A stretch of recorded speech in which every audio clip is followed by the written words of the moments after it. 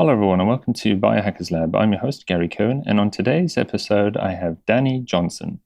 Danny always knew he wanted to be a butcher since he was 5 years old. After graduating high school, he enrolled in a meat cutting school in Oregon. When he graduated from the meat cutting school, he started as a butcher at Taylor's Market in Sacramento, California in 1983 and has been there ever since. Danny is also the captain of the American Butcher team and is a member of the Butchers Guild. Danny, thanks so much for coming on for an episode for today. Thank you for having me. Yeah, well, I'm excited because you're the first butcher I've had on the podcast, and I know a lot of people wanted to ask you lots of questions, so I've tried to make sure I've got all the tabs open on my computer here so I can make sure I can get some of these good questions out to you. And the reason people are so excited that I'm getting to speak to a butcher is because I have so many listeners who are interested in the carnivore diet, which I don't know, as a butcher, have you heard about it so far? I have. Actually, we're doing a video tomorrow with a weightlifting guy here at the store it's part of the carnivore diet. Okay, yeah. So, I mean, the movement's definitely growing. And I guess you've heard about it. It's where people just only eat meat. And they can be very strict in that. So, of course, when someone's only eating meat, they want to know so many other questions now when they're learning about meat. And that's why you're on the podcast today, so we can learn more about the meat industry and how to help people talk to their butcher. Great. So my first question for you, before we get into some of the other questions, is with the Butchers Guild that you're a member of. You talk about whole animal butchery. Can you just explain that concept to the listeners? So here in the United States, there was a movement years ago where it went into what they call box beef and prefabricated, pre-cut. A lot of stuff was already cut. You just open it up and start slicing. And here at Taylor's, we've always cut whole animals, which is we get the whole lamb, the whole hog, the whole beef in, whole chickens, the whole fish, if you will, and we break it down from there. So it's kind of exactly what a butcher's always been. It went away from that, and now they've come back with the term whole animal butchery.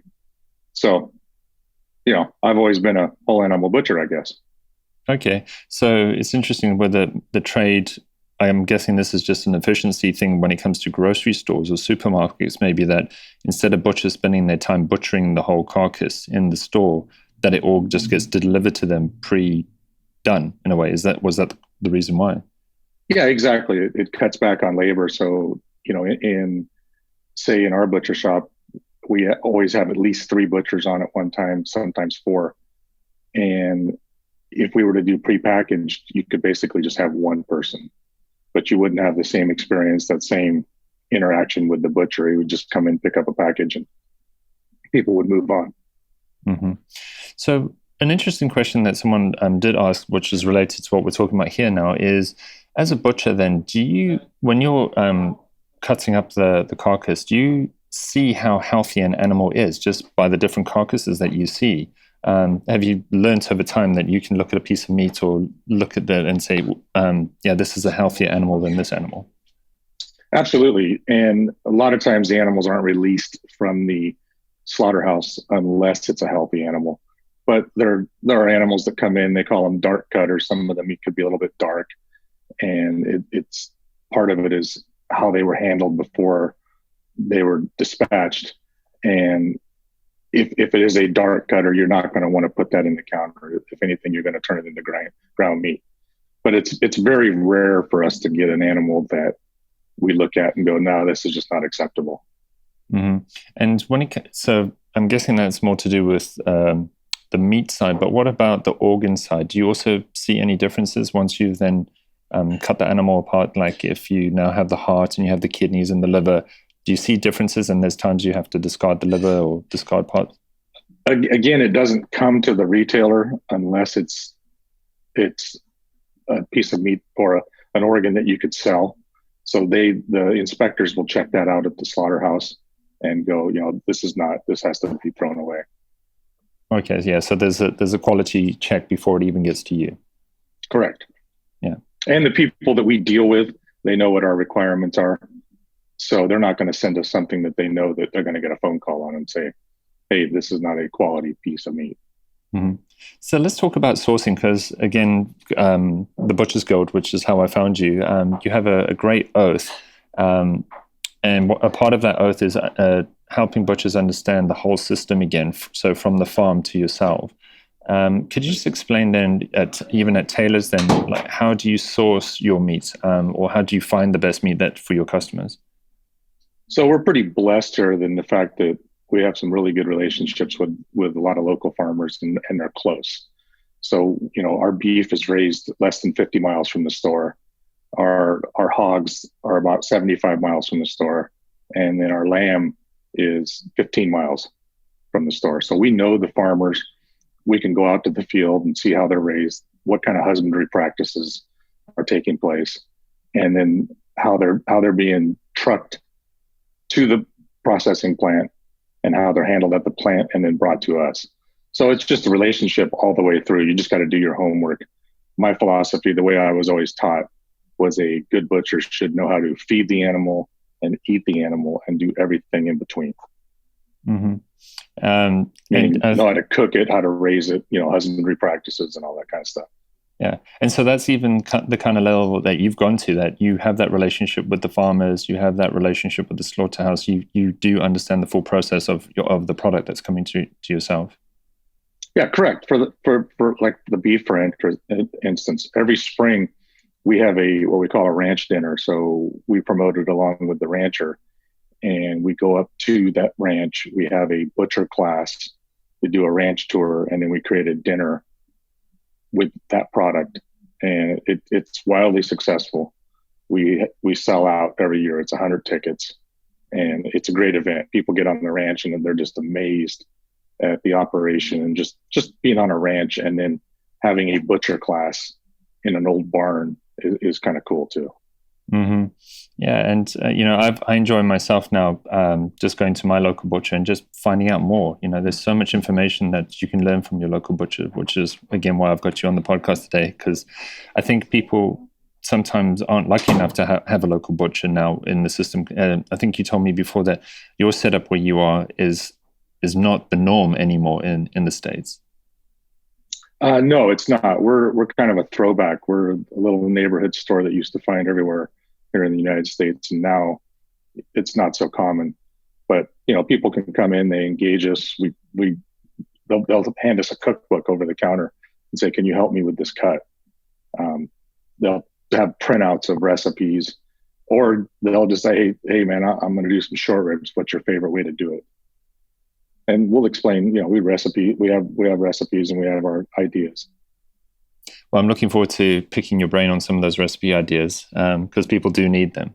But before we get into that, then I'm just thinking the best way to maybe go through this is to try to think of the common meats. So as you know, on the carnivore diet, a lot of people end up eating the same kind of meat, either mince or probably ribeyes is two of the big things that I hear most of the time. But what are some other cuts of beef then that you would recommend to someone, if they just so that they understand the language when they speak to their local butcher?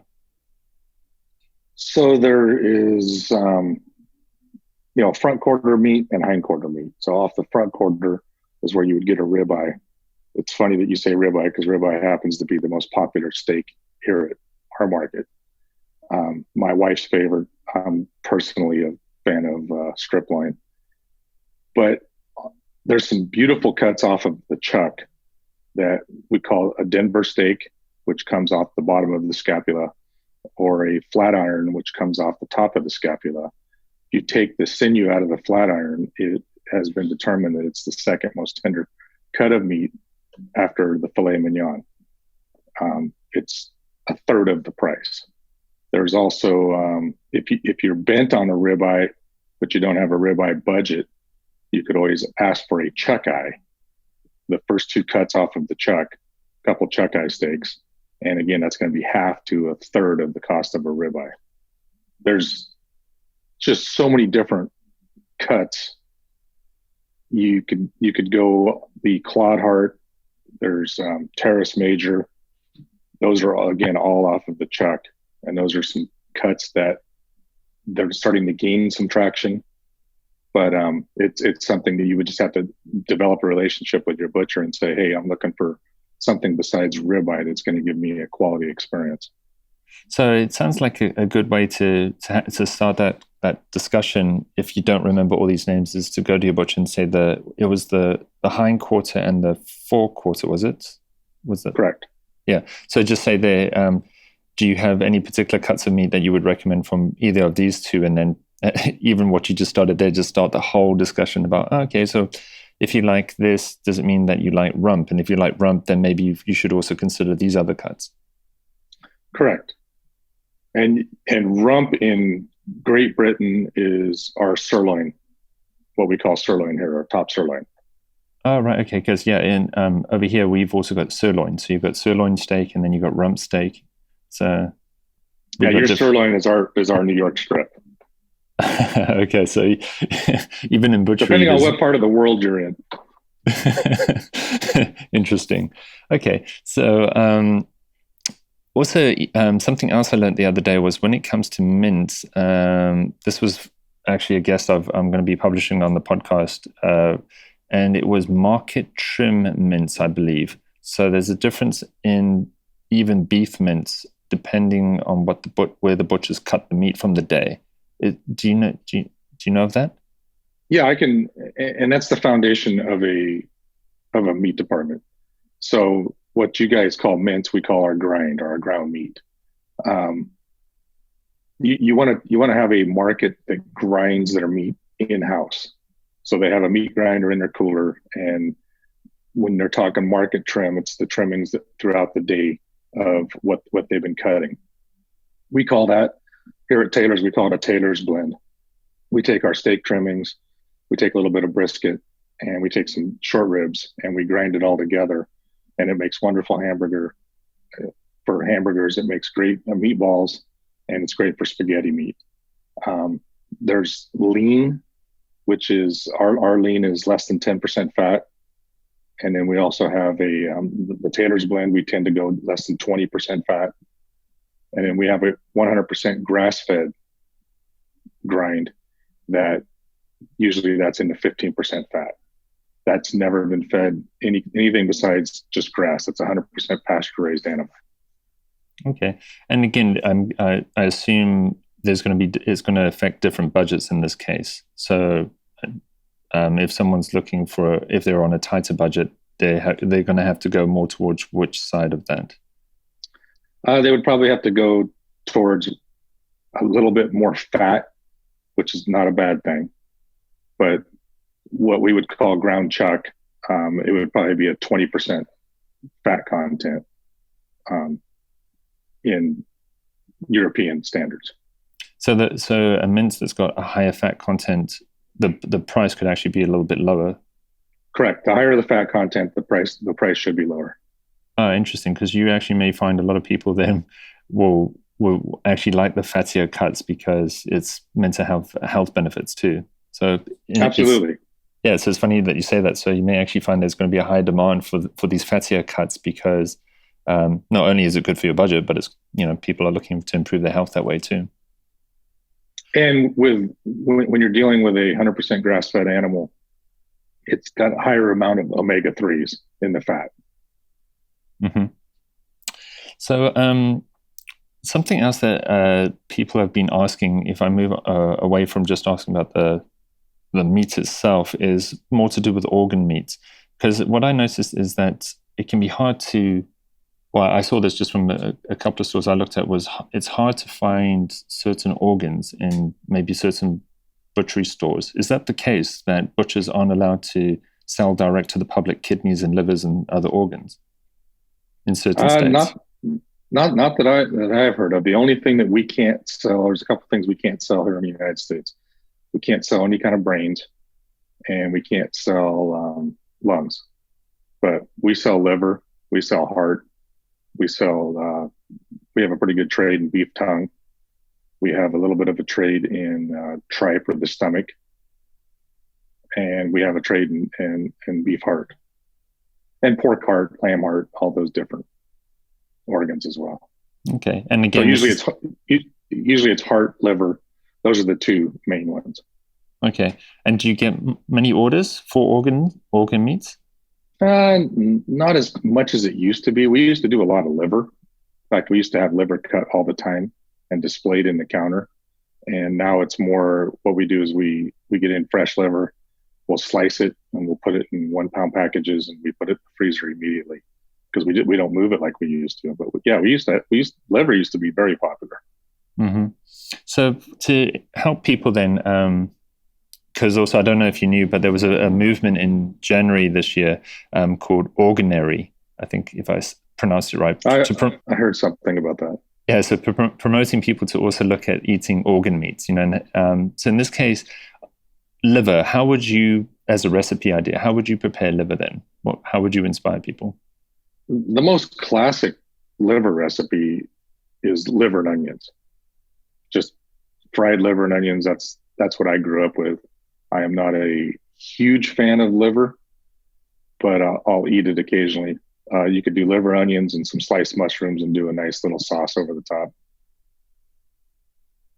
And the difference too between beef liver and, I don't know, do you also do chicken livers? Chicken livers is very popular. That's one that is typically fried. Here in the United States is chicken livers are very, very popular. That's probably we move more chicken livers than we do beef liver. Okay. And we always have those fresh. We put those in little half pint or 1 pint containers. Cool. I'm just having a quick look at some of these. The one question I can see here is, Danny, do you have any tips for buying half a cow? So if someone wanted to buy in bulk and then freeze it. So that's another aspect of the trade that's kind of moved away. When I first started in it, selling a half beef was pretty common. You cut and wrap it and put it in the freezer for the customer. That's a great way to save. You're probably going to save 10 to 15%, maybe up to 20% across the board if you bought in bulk that way, and then you could have your butcher custom cut it to the way you want. So when we do that, and we do it occasionally, not as often as we used to do 3, 4, 5 times a month that we would do those. Now we do maybe about 5 times a year, but we have a whole cut sheet and we go all the way down the front quarter and the hind quarter. And we ask the customer, how many people are in the family? How thick would you like your steaks cut? How would you like your ground meat packaged? 1 pound packages, 2 pound packages, depending again on the number of people in the family. Do you want primarily steaks? Do you want primarily roast? And we just give them all the options. Like with the beef shank, you can grind it, you can cut it into, slice it and use it for ossobuco recipe. How much beef stew do you use? What do you do with the bones? Do you use it for bone broth or do you use it for your pets? So it's a great way to save a lot of money is by buying in bulk, whether it's a half beef, half hog, whole lamb. That's always a great way to go. Okay, so that's a great tip there from a budget point of view too, is go to local butcher and say, can you provide that service for me? Absolutely. Yeah. That's the custom part of it. If you see a sign where your butcher says, we do custom cutting, that's part of what they call custom cutting. You customize that to what the customer needs. So in that case there, if also someone was looking for, because there's usually a big debate within the community, should I have grass-fed beef or is just grain-fed beef suitable there? In this case here, you could give them an option too, I'm guessing, because the farmers and the sourcing of the meat. Oh, absolutely. Yeah, you could go, hey, we could go 100% grass-fed, or we can go, grass started, grain finished. It's whatever the customer would like to do. Mm-hmm. And at that point, we would also, probably the best way if they go, I really don't know, what we would do is give them a taste. We'd fry up a little bit of, or grill up a little bit of ground grass-fed and a little bit of ground grain-fed and give them a taste test and say, hey, which one you like? We wouldn't tell them which one's which. And then we'd work from there. So how big does your chest of drawer, your freezer, need to be at home to be able to hold half a cow? Or beef? That's a great question. Do you need 2 freezers? The standard chest freezer, I want to say, let's go by milk crate. Do you know what a typical milk crate looks like? I with don't know milk cake myself. Okay. Okay, I'm trying to but figure out. I'm sure listeners could probably understand if I don't know. It's going to probably take about 24 square feet so that's an average size of a chest deep freezer. Okay. So it'll take up quite a bit of room. Like if it's a classic refrigerator with a freezer on top, you would need, like you find in a lot of American homes, you would probably need 4 times of that. So that's something that people just need to consider. Yeah, as long as you've got the storage space, you can right. save. Yeah, exactly. Yeah.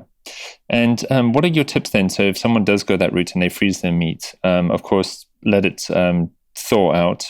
And in that case, the best thing is let it sit out to room temperature for a little bit before cooking it to get the best taste. Correct. And you first of all, you want to make sure you're going to be able to use all that product within 6 months. You don't want to. You can go out to a year in the freezer, but you start losing quality of product after 6 months. The first 6 months, you're pretty safe. It'd be very difficult to tell the difference between a fresh cut and a frozen cut if you cooked them side by side, after the frozen one was thawed. Okay. And something else I didn't ask you there was maturation. So how long the carcass is hung for, aged. The meat that comes into the butcher, is it aged at all? So from the big processors, no.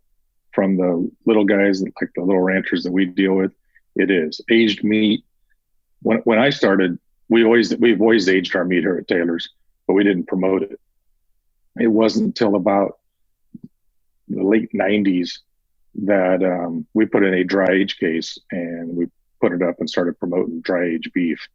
But 14 days is minimum what we like on a whole carcass. And we'll age some cuts, particularly ribs, out to 60 days. But there is definitely a difference with aged meat. And with this too, because the longer you age meat, it changes the budget too, the cost price of the piece of meat, doesn't it? Absolutely. The longer you age it, you have to make up for all the loss on the shrinkage and the water that's coming out. And that's why they call it dry aging. So you're looking at a regular ribeye, let's say, would cost in the $15 a pound range, and a dry age ribeye is in $25 a pound. That's after 30 days of an age. Okay. So, and that's I'm just thinking of, for people who are asking the budget question, these are the kind of things to discuss with your butcher about the aging process and, how that affects the price and what they're trying to work with. Correct. Yeah. Okay.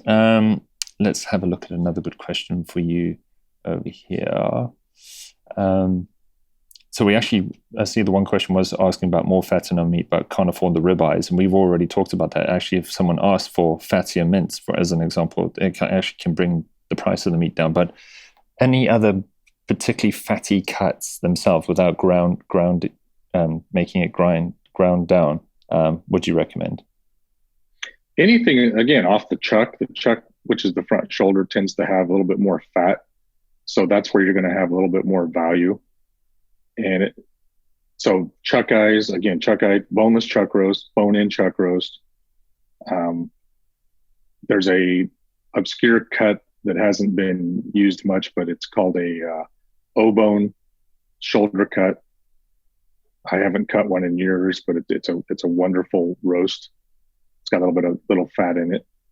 And then on the hind quarter, there's closer to the shank and what we call in America, we call the rump. There is inside round, outside round, the boneless rump. And then there's up in the shank area, there's a little velvet steak and an oyster steak. And those all have nice marbling and some fat in them. And so, a lot of these terms here, I know for myself, I don't normally see that displayed in the counter. This is something that someone would have to ask you directly to be able to cut that, or you don't have that cut waiting in the back. Some of those cuts I do not have in the back. or I have in the back, but I don't have in the counter. So what people have to remember is on each animal, there's usually two of each item. There's two whole ribs, which if you're going to cut those into 1-inch ribeye steaks, you're going to get 32 steaks. But when I'm talking, like I mentioned earlier, the flat iron, there's only 2 flat irons on an animal, and you're only going to get maybe 4 steaks off that. Chuck eye, you're going to get 4 1-inch steaks off of one whole animal. So that's why you want to build a relationship with your butcher. It's easy for a butcher to sell ribeyes, strip loins, all what we call the middle meats, which is and filet mignon. It's a little more difficult for the butcher to sell a velvet steak, an oyster steak. And if you can develop a relationship with the butcher and say, hey man, what do you have today that is going to be good for dinner? That's where you can start really getting some value. You're going to help him out, and you're going to help yourself. Yeah. And that's exactly, again, why I wanted to get you on, because I'm sure there's a lot of cuts of meat, because people just aren't used to asking for it, that yourself as a butcher, you need to figure out, what do I do with this? Because I have the whole carcass, but I still need to try maximize the salability of everything if I can. And so the more educated your customer, the better it is, because you have more variety in your buyers. Correct. And if you can find a butcher that teaches classes, it's something we've been doing for about the past 12 years. And we do it once a month, and we call it Butchering 101. And we go through all the different animals and value cuts and show people where different cuts come from. And when I first started doing that, I wasn't sure what kind of legs it was going to have. And here I am 12 years later, and they sell out. We had one last night, in fact. Oh, right. Okay. Well, that's great. So as a trend then, what are you noticing? Are you getting requested different types of cut, or you've noticed that that people are asking for things that you haven't been asked for years now? Some of it is, excuse me, some of it is chef driven. And, one of the good things that's happened to the industry is the Food Network, which can also be said it's one of the bad things that's happened, is the Food Network, because the customer's a little bit more educated, but sometimes what they're hearing from the chefs is tough to translate over to the butcher shop. So one of the cuts that gets asked a lot is a hanger steak, or an onglet in the French term. And it's the hanging tender, used to be called the butcher's cut. And it comes off right next to the kidneys inside the animal. When I first started, it was a relatively inexpensive cut. It's rising in price a little bit. It has a lot of flavor and a lot of fat, but that's a cut that has been driven by, again, chefs and the media. So that's one thing I am noticing is skirt steak, which is part of the diaphragm, used to be a more inexpensive cut. That's rising in price as well, because again, restaurants or a chef will get behind it, start promoting it. Everybody gets behind it, and then it's a supply and demand thing. And like I mentioned earlier, you only have so many of these on each animal. Mm-hmm. And I guess that's the thing. Again, if I'm just thinking here, if someone builds that relationship with their butcher, a part of this seasonality of supply and demand is going to change over time. So I might come to you and say, hey, Danny, I've noticed the price of sirloin is just going up and up and up per poundage. If that's going up, something else is probably going down because people aren't demanding that anymore. What's the, could you help me out here and tell me what's maybe dropping in price to work with my budget? Yeah, absolutely. And it is driven by seasons. So for example, during the holidays, everybody wants prime rib roast. So of course, ribs and ribeyes are going to be more expensive.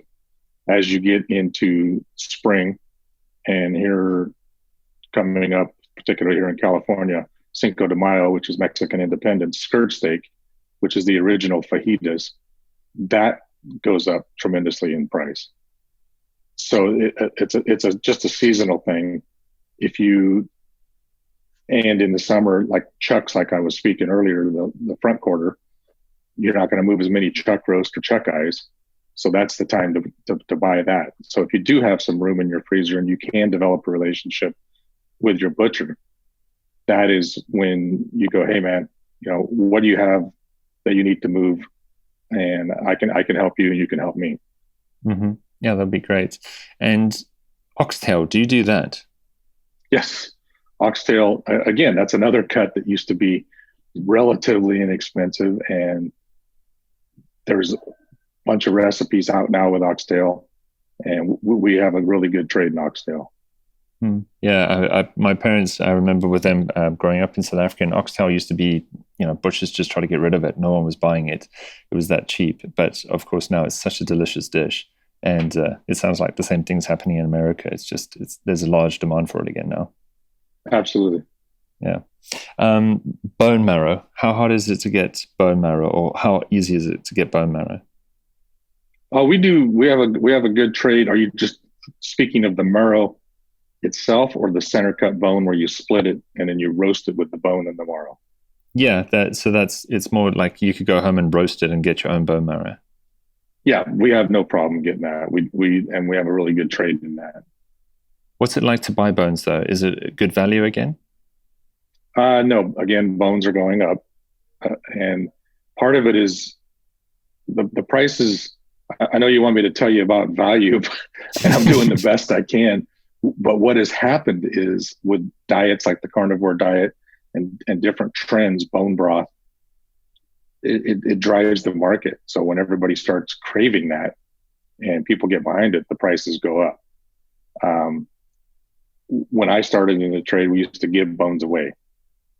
So people would come in and like, hey, I want a bone for my pet, or I want, some bones for stock. We would just give them away. Now, we're up to $2.99 a pound for bones, and grass-fed bones are $4.99 a pound. And it's an all day long thing. We prepackage them, we keep them in the freezer, and there is a really good trade for center cut marrow bones. And again, I think this is one of the biggest takeaways that we can give listeners is, there's supply and demand, and that's why the prices of different cuts have changed, or different types of meats have changed so much over time. But again, the biggest thing you can do is have that relationship with your butcher, to have these kind of discussions, to say, hey, what are you struggling to move? Let's see if I can maybe help you.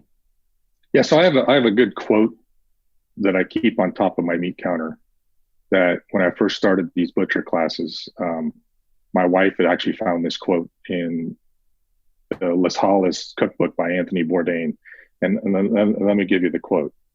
When looking for a butcher, for example, you are looking for an independent operator, someone not answerable to some corporate behemoth in some industrial park in another state. A good butcher or fishmonger is a thing of beauty. He will cut the product the way you want it, make suggestions how to cook it. Unfortunately, they are also a vanishing breed. So when you find one, bring that person into your circle of acquaintances and don't let go. Yeah. And I love that. I love that quote. Yeah. Yeah.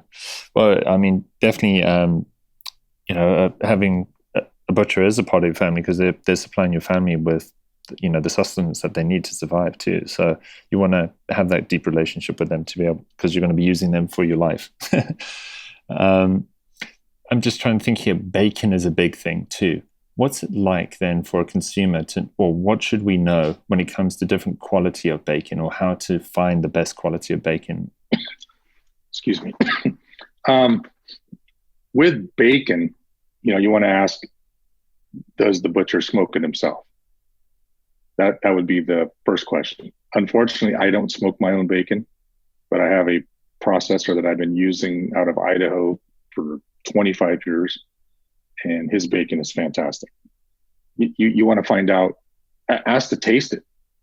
Most butcher shops will have some bacon that's already cooked, ready to go. So ask them if you can taste it, and find out for yourself if it's something that you want to have. It doesn't want to be too salty, and you want to have a pretty good balance of fat to flesh. It's about a 60-40 ratio. So you want to have 60% lean and about 40% fat. I prefer rind-on bacon, which still has the rind on, because I like that little crunchiness. But most bacon is rindless. So that's what I always look for. And does that make any difference to the price of the bacon if you have the rind on or off? Rind on will be a little less expensive because it's just one less step. And then you could also have ask for slab bacon and have it sliced and that'll be rind on and have it sliced as you wait for it. And we do it both ways. We have rind on that we slice for people, and then we have it already pre-sliced. And is there any difference in price there if it's pre-sliced? It's usually about $1 a pound for the slab bacon. And you could also just order slab bacon and take it home and slice it yourself. It's going to last a little bit longer. So you could just get a 2 or 3 pound slab and then slice it as you need it. Hand slice it. I like bacon a little bit thicker. I'm not a big fan of real thin sliced bacon. So here we have it. The way it's counted is we have a 10-12 count, which is 10-12 slices per pound. Then it goes 14-16, and it goes 16-20.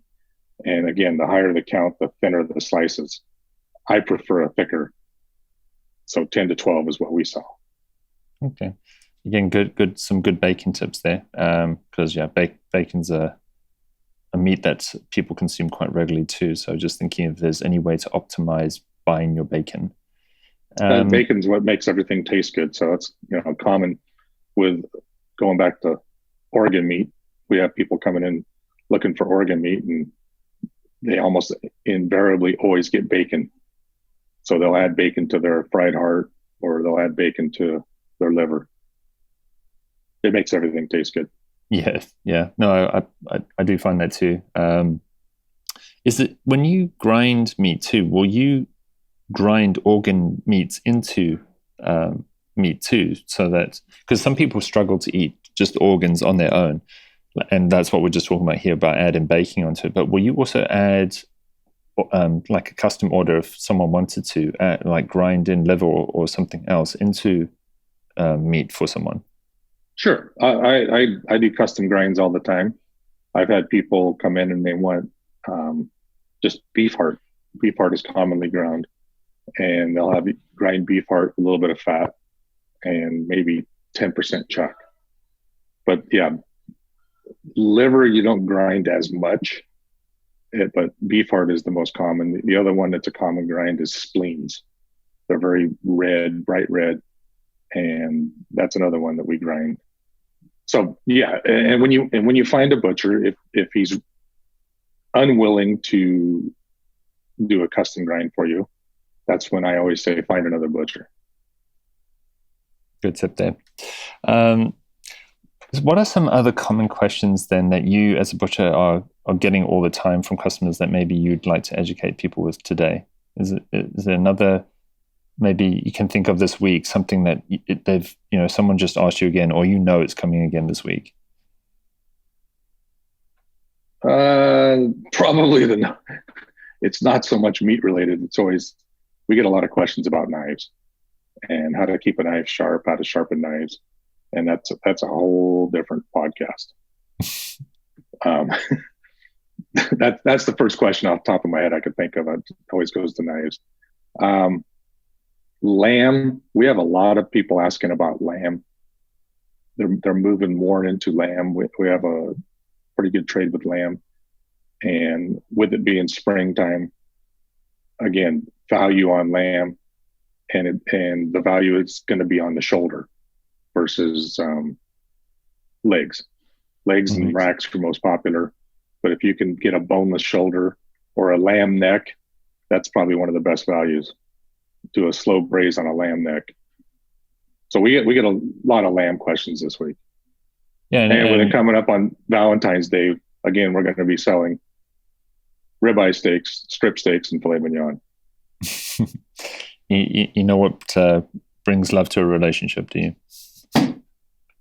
What's that? Yeah, just good cuts of meat. Those filet mignons and the ribeyes. That's what people want. Because I mean that does. You bring up a good point with the lamb point. We're speaking in February now, so again with that seasonality, as we go into spring, that's when there's more supply of lamb into the market. So I guess the price changes versus when it's out of season. Yes, it's going to be there'll be a little bit of an increase in price, but the pricing the way we set our price model at Taylor's is I try to be consistent and take the highs and the lows and just average it out throughout the year. If I get a good deal on something, I pass it on. But I just try to keep my prices consistent throughout the year. And something when it comes to lamb too is mutton. Do you get much request for mutton? In 36 years of being a butcher, I've never sold any mutton. There's a movement towards it more, but personally, I've never sold mutton, and I think I've only had a couple requests. Okay, interesting. But then does that also mean that the price of mutton is much lower then? Yeah, the mutton is probably a better value, and you're going to want to use that more for stews and grind than you would any kind of grilling type cuts or roasting. Because it's a tougher meat. It's a tougher, a little bit stronger. Mm-hmm. And what about flavor wise? Yeah, and what about slow roast? Because you mentioned brisket. What are some of your favorite slow roasts? My favorite slow roast is a whole hindquarter shank off of the beef.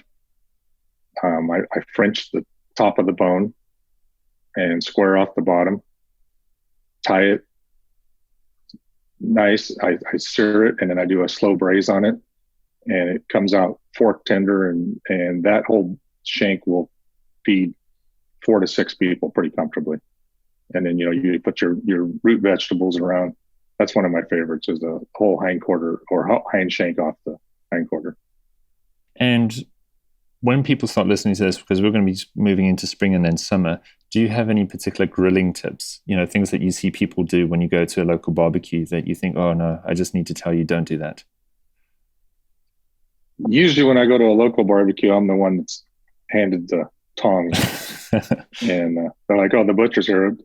First of all, as a butcher, if you get invited to a barbecue, it's because they want you to bring the meat. So, but one of my favorite things to make sure that I always tell people is let the meat get to room temperature before you cook it.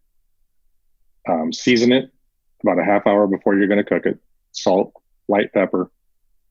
Don't go too crazy with, I'm not a fan of putting all kinds of different rubs on meat. I like to taste the flavor of the meat, and salt brings that flavor out. And then after you're bringing something off the grill, be sure and let it rest. People commonly take it straight from the grill and they'll want to put it right on the plate and start eating it. Let it rest for about 10 minutes. That lets everything relax. Let's retain the juices, and you're going to have a much better experience if you let it rest for at least 10 minutes. And that's with most meats. Always just let them rest after cooking. Correct. Mm-hmm. And something we actually haven't talked about, I just thought about it now, is sausages. You also make sausages, do you? Yes, we do. So tell me about tips for buying sausages, or are there different ways that I could have sausages? So, again, you want to find a butcher that makes sausages in-house. We do both. We make them in-house, and then we have some that are made. You want to find out what cuts they're using for the sausage. Or are they just using their trimmings, or are they putting some whole muscle cuts? With pork, you want to know if they're using some pork shoulder, which is going to give you a better flavor profile than just using scraps. And then seasonings, how consistent are the seasonings? So sausage can be pretty much anything, and you can be very creative with sausage, but you could also get out there when you're so creative that you lose some of the flavor. For instance, bratwurst, classic German bratwurst, there's about 45 different varieties of bratwurst, depending on what region of Germany you're in. So you just got to ask some questions about sausage. One of the things I like to do with a fresh sausage sometimes is I'll just parboil it real quick, and then I'll put it on the grill. And that way it firms it up a little bit and it grills a little bit nicer. When you have a sausage on a grill, you don't want to poke that casing because all that juice is going to run out. You want to know if you're going to use a fresh casing, whether it's a fresh casing, meaning a natural casing, which is a hog casing, hog intestine, beef intestine, or lamb intestine, versus a not natural, which is the collagen casing. I prefer all natural casings. Is that not common now to use natural casing? No, it's probably about 70% of your sausage makers are going to use natural casing. And you'll know the difference because a natural casing will have a snap to it when you bite into it versus a collagen casing will pull a little bit when you bite into it, if that makes sense. Mm-hmm. Okay. Eggs. Do you, as a local butcher, also supply eggs? We have eggs here in the store. So, we have a grocery store and we have local egg suppliers. Okay, yeah, I'm just thinking because sometimes I've noticed that when you go into your local butcher, they I guess because say like the chicken farmer also supplies maybe the chickens, but byproduct of that it's going to be eggs at times. So yeah, no, that makes anytime when I'm traveling, particularly in Europe, and you go into a little butcher shop, they always sell eggs, and that's the reason why is because they're buying it from the chicken farmer. Yeah. Okay. And actually, there's one cut we haven't talked about. Is there anything people need to know when it comes to ordering chicken? I mean, it seems to me there's probably not much seasonality when it comes to chicken, and I think most people order either legs or breast. So with chicken, if you can learn how to cut up a chicken, that's probably the best value you can teach yourself. And then where you're going to really save some money is learning how to properly cut up what we call in America a fryer. And you're going to save so much more money cutting up a chicken yourself and getting your own leg quarters off of it, your own wings, your own breast, versus buying those parts individually. We have a huge trade in chicken. We sell about 1,000 pounds of breast a week. And that's a supply and demand thing. We also sell 500 to 600 pounds of fryers a week. With that being said, most of the fryers are cooked whole. But if you can educate yourself or go online to some YouTube videos or take a class on how to cut up a fryer, you're going to save yourself a tremendous amount of money. Because even if you just need, particularly say you just want a couple breasts, you can cut that fryer up, get the breast, and then freeze the wings, freeze the leg quarters, freeze the back for stock later. And you got value all the way around, and you can come back to those cuts later. But cutting up a fryer is probably one of the best tricks that you can learn for someone who is particularly interested in value. So does that come back to why you always get asked questions about knives? Probably. Yeah. And in January, that's when we teach, usually right after the holidays, we teach a class called Seafood, Poultry, and Knife Skills. And it's one of our most popular classes. Everybody's on a diet. They indulge a little bit on Christmas. So we're focusing on fish and poultry. And when I cut up chickens, it just blows people's minds. They're like, I need to learn how to do that. And it's, again, one of our most popular classes. And even when we cut chickens up for customers behind the counter, we always, and a butcher will do that. You can just go to the butcher and say, hey, I want a whole fryer. Can you cut it up for me? And if they charge you, find a new butcher. But, just if you don't want to cut it up yourself, you can have the butcher cut it up for you. But again, that's where the value is purchasing a whole chicken. Mm-hmm. And it's, to me, the biggest thing I think I'm hearing too is the way that a customer can help their local butcher is by not having the butcher to have to go and do all that prep work and all those cuts and then hope that they can sell it. That if they know they have customers who come and say, hey, I want a whole fryer, and then you can cut it up, it's less risk on the butcher because they haven't had to go and cut all the bits and hope that they can sell it for the day. Absolutely. If you develop a relationship with the butcher, you will soon find out what days they get deliveries, what days they're doing a lot of their cutting.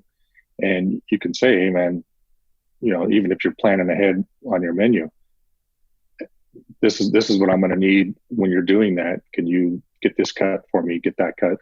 And pretty soon the butcher is going to be thinking of you when he sees you come in the door and say, hey, man, this is what I'm going to be doing on Wednesday. Are you interested? And that happens with us all the time. We know what customers are looking for certain cuts, and we just let them know this is when it's coming in. And again, it goes back to that relationship. Mm-hmm. And back to your quote that you bring them into your family. So everyone knows everyone's preferences. I want to actually talk a little bit about the Butchers Guild too. What is the mission of the Butchers Guild? The mission it's an educational thing. We want to educate people and let them know that this is not a dying trade; it's a thriving trade.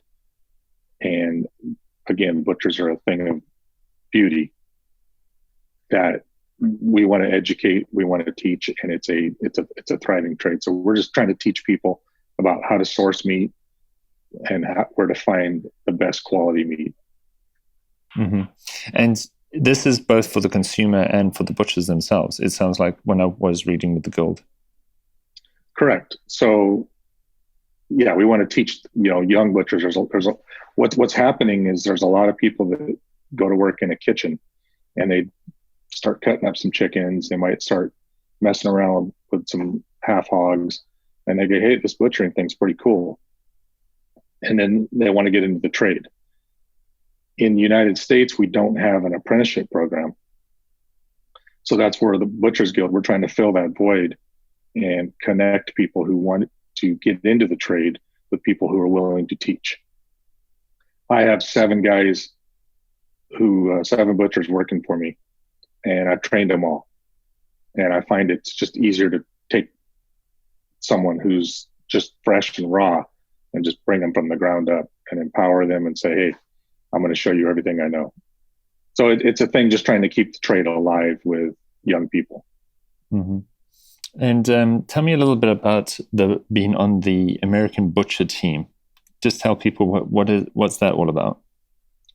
So the World Butcher Challenge is a international butchery competition. It started in 2011 as a bet between Australia and New Zealand as to who had better butchers. And it's evolved from those 2 countries. Then in 2016, they invited Great Britain and France to participate down in Australia. So there was 4 countries, with France winning.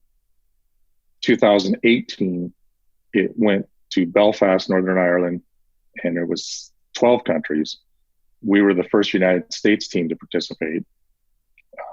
Ireland won. Our team, we took 6th place. And now 2020, we're having it at the Golden One Center here in Sacramento, which is the home of the Sacramento Kings, our professional basketball team. And we have 16 countries, and we're creating 16 butcher shops on the floor of the arena. And we're all going to go at one time. You have 3 hours and 15 minutes, 6-person teams, to cut a half beef, a half hog, a whole lamb, and 5 chickens, and make them into a themed retail display, and also create 3 gourmet sausages. So it's a very visual thing. It's a competition. There's a lot of camaraderie, goodwill. I've got to be really good friends with butchers around the world. We have this little network going. It's not little anymore. It's getting bigger, but it's kind of cool because I'm learning different cuts from around the world, and they're learning some American cuts, and our cuts are different than their cuts. But at the end of the day, you all still have a common goal, is to cut quality meat and provide a great experience for customers. Mm-hmm. And with this event that's occurring, are consumers allowed to come watch and be spectators? Oh yeah, it's going to be open to the public, and we also are we're still working on trying to get it televised. So we're in negotiations with that. But this thing just keeps getting bigger and bigger. Here on our Food Network here in the United States, there's a show called Iron Chef, and we call it this competition is kind of like Iron Chef on steroids. It's so visual, it's frantic. I mean, you're going to see on the floor of the arena 100 butchers working at the same time, creating these displays, and you see the whole animals hanging there. And then 3 hours and 15 minutes later, we have these beautiful displays out, and it's pretty mind-blowing. Yeah, I can imagine. Again, you just see the amount of work that goes into your trade and the art and the skill that comes with that. Yeah, and it's fun. I mean, we have a good time doing it. I mean, the easy part is the butchering. The hard part is practicing, getting down what you're going to do, and fundraising. Here in the United States, we have it's a huge country, so we have butchers there's 6 of us, and we're from all around the country. We have a guy in New York, a guy in Seattle, Texas, South Carolina, Hawaii, and there's 2 of us here from Sacramento. Well, I think that sounds like it's going to be an amazing event to watch in person. So, Danny, we're getting to the point in the show here where if someone wants to maybe find out more about Taylor's Market, or if they even had questions that they want to ask you or ask the Butchers Guild, are there any resources that you would recommend that the public are allowed to go to?